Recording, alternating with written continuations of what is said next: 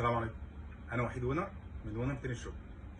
النهارده في الفيديو هنتكلم ازاي نعرف مضرب التنس الاوريجينال من مضرب التنس التقليد. زمان من فترات طويله كانت مضارب التنس اللي مش اوريجينال بتتعرف من العين، مجرد صوره بيبقى الالوان متغيره، وزن المضرب غير الوزن اللي مكتوب، اسم المضرب اللي مكتوب على الورقه غير اسم المضرب الاساسي، مفيش كود.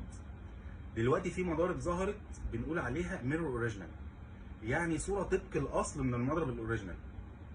الاوزان مظبوطه، الالوان مظبوطه، شبه مظبوطه، الاسم بيبقى عليه كود. طب ازاي انا ولي امر او مدرب او اي حد عايز اتاكد ان المضرب ده اوريجينال او مش اوريجينال؟ احنا نقول خطوات بسيطه جدا، مش هنخش في تفاصيل الوان او المكرونه دي عامله كده، او مش هنخش في حاجات نسبيه ممكن تختلف من واحد لواحد. واحد يبص المضرب يقول لا الالوان مظبوطه، واحد تاني يقول لا الالوان مش مظبوطه، مش نفس الوان المضرب. لا، احنا هنخش في حاجات اساسيه اللي هي اول حاجه اي مضرب تنس، بابولا، يونكس، اي مضرب بيبقى عليه كود. الكود ده بيبقى حوالي 12 13 رقم. انت بتخش على جوجل، ولي امر، مدرب، اي حد اشترى مضرب وشاكك او عايز يتاكد، بتخش على جوجل بتدخل ال 12 13 رقم دول. لو المضرب اوريجينال بيظهر قدامك، بيظهر المضرب بالظبط ببياناته بكل حاجه وفي كذا موقع. المضرب مش اوريجينال ما بيظهرش صورته خالص، والكود ما بيبقاش الا للمضرب ده بس، زي رقم بطاقه كل واحد فينا، هو ليه رقم بطاقه واحده ما بتشتركش مع حد تاني بالظبط. هي الاكواد اللي على المضارب، تحط الكود على جوجل يظهر لك المضرب. طب انا حطيت الكود وبرضه شاكك، في طريقه بقى دي لا يمكن ما تعرفش فيها المضرب اوريجينال ولا مش اوريجينال. دي بنعرفها ازاي؟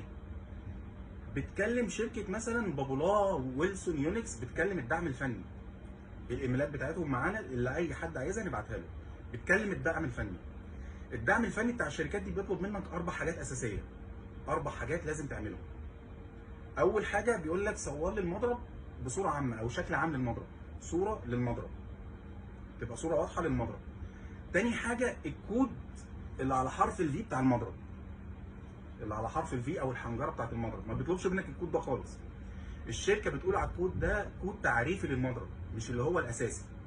بيطلب منك الكود وبيطلب منك تالت حاجه بيبقى فيه على كعب المضرب الاوريجينال الجرافايت 100% 3 حروف. وبيطلب منك بيقول لك اذا امكن لو تعرف تشيل الجريب، بيبقى فيه هنا كود هو نفس الكود محطوط بطريقه معينه على الايد الاصليه بتاعت المضرب، الفل او الخشب لما بتشيل الجريب بيبقى فيه كود هنا على الايد المضرب، هو بيبقى الكود طب الكود ده بتاع ايه؟ الكود والثلاث ارقام دول بتوع الداتا بيز بتاعت المضرب. يعني كل شركه او كل براند بيبقى عارف المضرب ده من الكود ده اتعمل فين ورايح فين، اتعمل في مصنع ايه ورايح فين. الشركه من خلال الكود ده لو انت بعت لهم الكود ده والكود ده مش على الداتا بيز عنده، هيقول لك المضرب ده مش اوريجينال، المضرب ده مش اوريجينال لانه مش موجود عندنا. طب هو الشركات اللي بتقلد تقدر تقلد الارقام دي؟ ممكن يقلد لك الارقام دي، يحط الورقه وعليها الارقام دي وانت تخش تلاقي المضرب. لكن لا يمكن يقلد الارقام دي. طب ليه لا يمكن؟ لان هنا المصانع او الناس اللي بتقلد المضارب هتخش في مساءله قانونيه كبيره جدا جدا.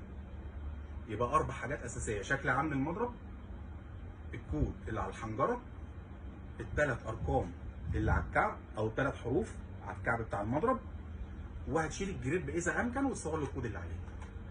طب دي المضارب اللي بتبقى جرافايت 100%. المضارب الجرافايت 100% لازم تلاقي عليها هنا كود مصنع، لازم.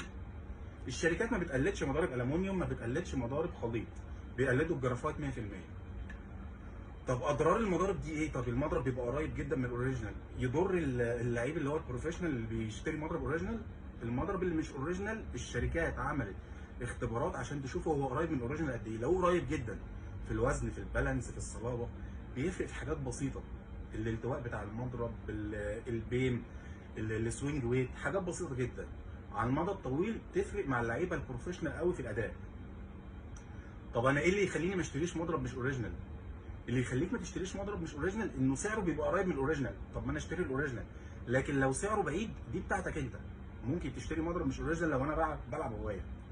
طب اللي بيبيع المضرب يفضل او يعني يا ريت يقول ان هو مش اوريجينال، المضرب ده مش اوريجينال، ويسيبها للي بيشتري، للعميل.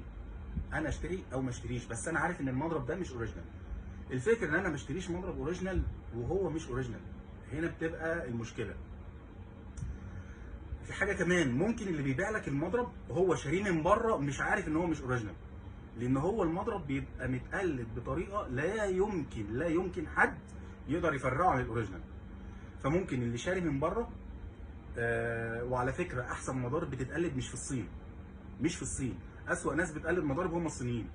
احسن مضارب بتتقلد في دول غرب اسيا، مش هنسمي اسامي، بس الدول دي بتعمل مضارب مظبوطه جدا شبه الاوريجينال.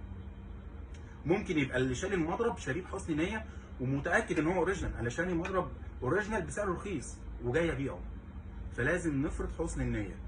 بس احنا نتاكد.